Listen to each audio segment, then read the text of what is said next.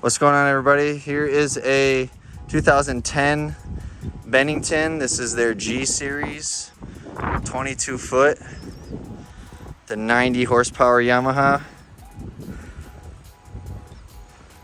Really nice interior.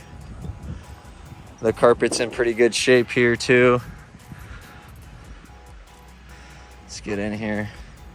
No visible rips or tears or wearing on all the seats.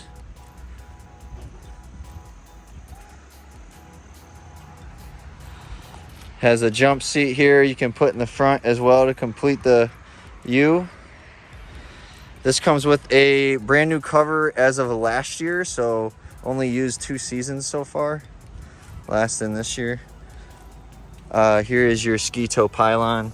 Comes up for tubing, skiing, whatever.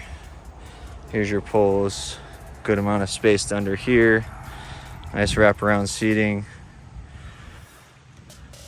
Depth gauge. There are 280, 290 hours on this boat.